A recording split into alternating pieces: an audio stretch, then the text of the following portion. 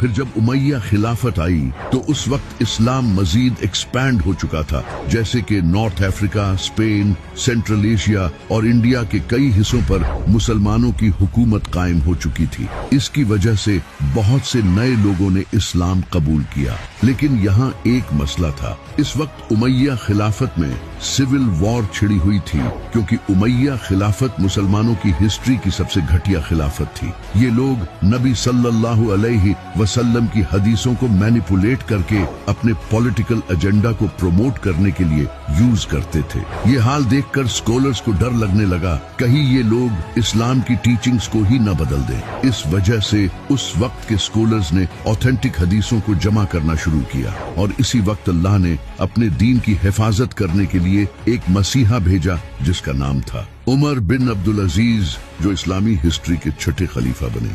عمر بن عبدالعزیز ایک نہایت نیک اور درویش انسان تھے۔ انہوں نے خلیفہ بنتے ہی اس خطرے کو محسوس کیا اور اپنی حکومت کے سارے گورنرز کو حدیثیں جمع کرنے کا حکم دیا۔ انہوں نے کئی اسکالرز اور حدیث ایکسپرٹس کو اس کام کے لیے اپوائنٹ کیا، جیسے کہ امام زہری، جنہوں نے اس وقت بے شمار حدیثیں جمع کی۔ انہوں نے حدیثوں کی اسناد کی ویریفیکیشن کی اور انہیں کتابی شکل دی۔ یہ دیکھ کر اور اسکالرز بھی حدیثوں کی ویریفیکیشن کرنے لگے، اور اسی طرح علم الرجال کا آغاز ہوا۔ اب اسکالرز حدیثوں کو ویریفائی کرنے لگے، اور جو حدیث اوتھینٹک ہوتی اسے صحیح کا ٹیگ دے دیا کرتے، اور جو حدیث کمزور ہوتی اسے ضعیف کا ٹیگ دیا کرتے۔ اسی طرح اسکالرز ڈیفرنٹ علاقوں کا سفر کرنے لگے، جیسے کوفہ، مدینہ، مکہ، بصرہ اور سیریا۔ ان شہروں میں حدیثوں کے کئی ریکارڈز موجود تھے جنہیں اسکالرز نے جمع کیا تھا۔ یہ وہ ٹائم تھا جب حدیثوں کو جمع کر کے کتابی شکل دی گئی۔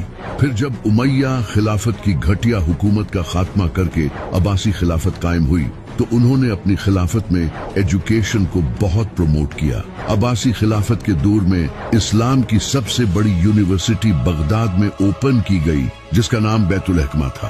یہاں سائنس، کیمسٹری، بایولوجی، فزکس کی اسٹڈی کی جاتی تھی، اور دنیا بھر سے لوگ آ کر یہاں علم حاصل کرتے تھے۔ یہی وہ جگہ تھی جہاں سے بڑے بڑے مسلم سائنٹسٹس نکلے، جیسے کہ الخوارزمی، ابن خلدون اور ابن سینا، جن کی آج تک تعریف کی جاتی ہے۔